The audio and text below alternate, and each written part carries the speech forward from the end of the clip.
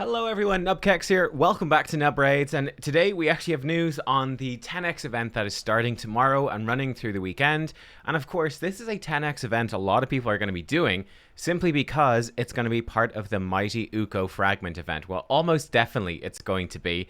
Mighty Ukko, of course, the fragment collector, the fusion for that starts tomorrow, and I'll have a full guide on which events to do and how to get that legendary, because Mighty Ukko looks to be absolutely incredible. AoE Reviver is not something you want to skip. So yeah, we're going to check that out tomorrow when all of that stuff goes live. I'll have a full guide and everything then, so come back for that tomorrow. Make sure you're subscribed, etc. But here we go. First of all, before we talk about the champions, very quickly so you guys know, also tying into that Mighty Ukko event, we do have information on super raids, which are going to be happening over the course of the fusion, just so you can sort of be planning a little bit ahead. We're going to have Ice Golem. Ice Golem is going to be first on Friday. Then on Tuesday, it's going to be Fire Knight.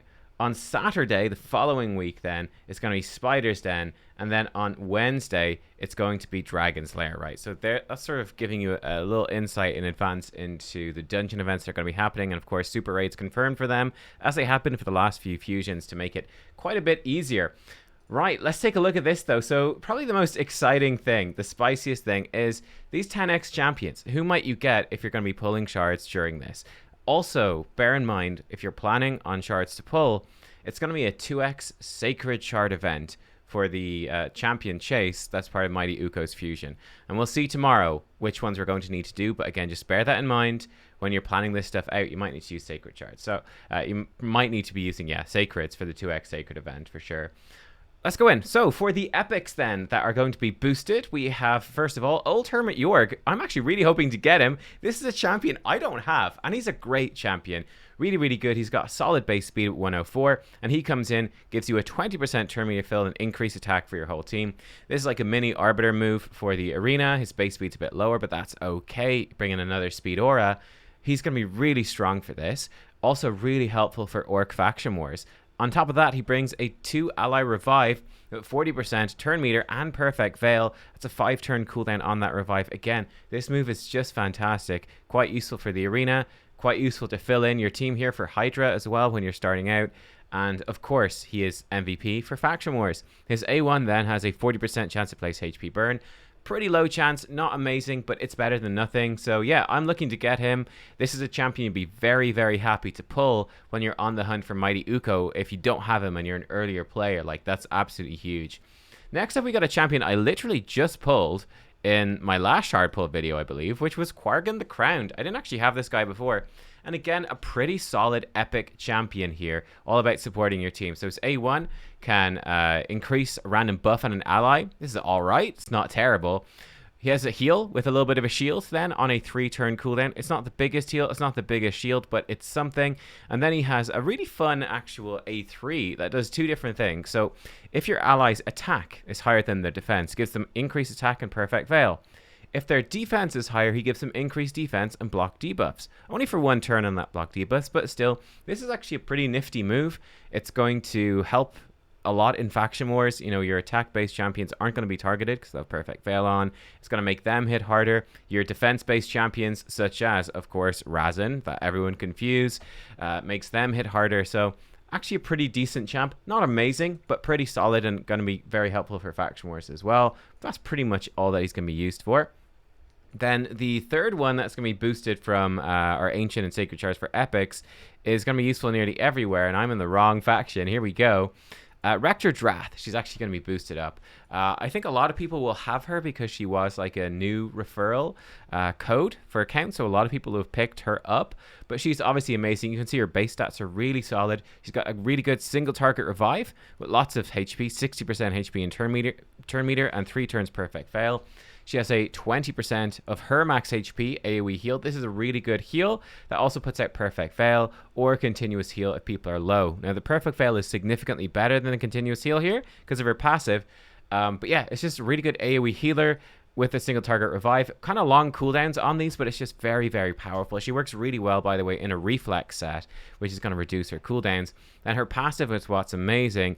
It's going to do a 10% max HP heal whenever an ally under Veil or Perfect Veil gets a turn, and give them as well 50 bonus resistance. So it makes building teams that can resist the debuffs in Hydra, in Doom Tower much better. She does an absolute ton of healing. The Perfect Veil that she can put out, it's not super reliable because you might miss the Perfect Veil with this, but it's pretty damn good, and that really helps with that Head of Torment in Hydra. Plus, she also has a 50% chance of decreased attack on her A1. Resist in Doom Tower battles. Yeah, this is one of the best epics in the game. She's so strong. So again, if you don't have her, you're going to be so excited to pull her. So I think that, the epics are looking real good for this 10x event. Which you're mostly expecting to get is epics. You're not really expecting the legendaries in a 10x. The epics, you got a decent chance, and I think really any of the three, but particularly Jorg and Rector Drath, are extremely good.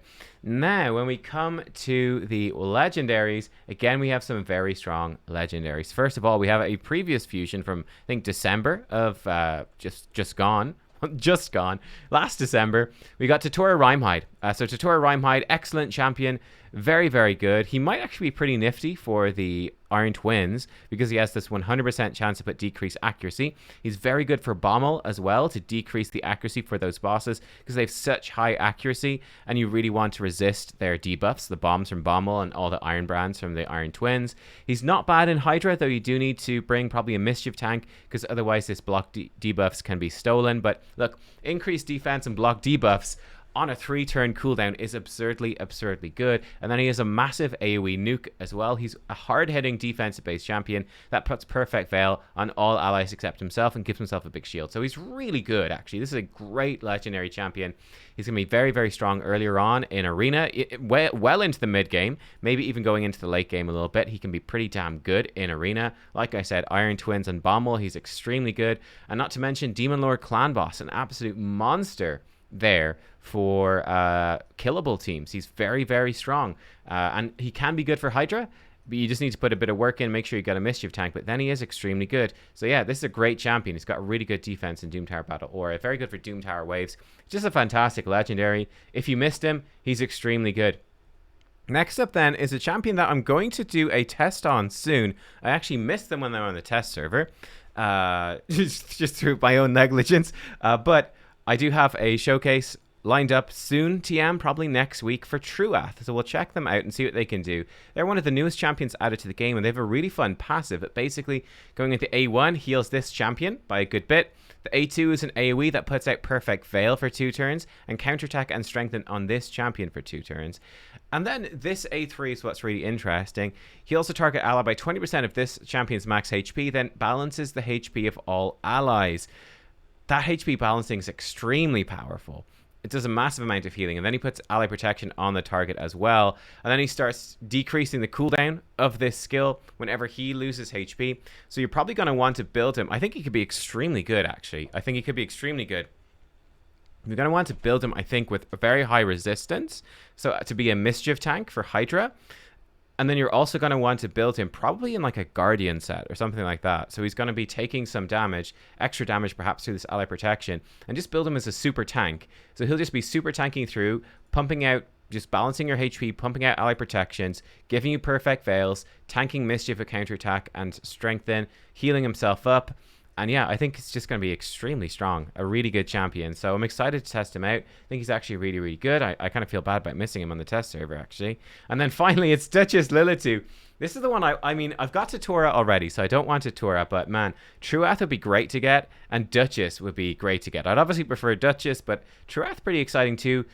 What needs to be said about Duchess? Just one of the absolute best champions in the game everywhere. With her AoE Revive with Veil, she's got the block debuffs, increase attack, and Perfect Veil for your whole team. Shielding on the A1. Crazy passive gives you damage reduction and a good speed aura. So she's just top tier in Arena, in Hydra. It's everywhere. She's amazing. So she's going to be for most people, the most wanted champion this weekend, apart from perhaps the Void Legendary, which is none other than Yumiko. That's right, Yumiko is the Void Legendary who was boosted this weekend in the 10x event. So it's still not obviously the best chance because it's just 10x, but it's one of the better chances you'll have to get Yumiko. If you're close to your Mercy timer, it's something worth considering. But she comes in obviously with that decreasing ally skills and increasing enemy skill cooldowns. This is so OP. And then she's got a ton of other stuff like being immune to debuffs under Veil at the start of the fight, blah, blah, blah, all of her hex stuff. She does so much. You know, I think a lot of people do consider her to be the best champion in the game. I think that's kind of a fair assessment. Yeah, I mean, she's certainly up there. She's certainly in contention. Obviously, she's not going to be amazing in things like Hydra or Iron Twins. Maybe with this A2, maybe with Iron Twins. I'm not sure, actually. I haven't seen her there. But yeah, she's a really good champion. So there you go. This 10x, what do I think? Honestly, this 10x is extremely good. I guess it's got that perfect Veil theme. Yeah, this 10x is extremely, extremely good. As always, I never really recommend pulling in a 10x unless you've been tracking your Mercy timer and you're close to Mercy. However, with this 10x, because it's part of a fusion, you're probably going to be pulling in it. They're usually kind of stingy, or they can be a bit more stingy with 10x events during fusions because people kind of have to pull anyway. I don't feel like that's the case here at all. I actually think that every single one of the champions in this are extremely, extremely good. And if you don't have them, any of them, and you pull literally any of them, I think you'd be really happy. So there you go. That's what I think. Yeah, cross your fingers. Will I finally get a Duchess? Who knows? Who knows? We'll see. We'll see, guys. Thank you for watching. I hope you enjoyed, and I'll see you next time. Bye-bye.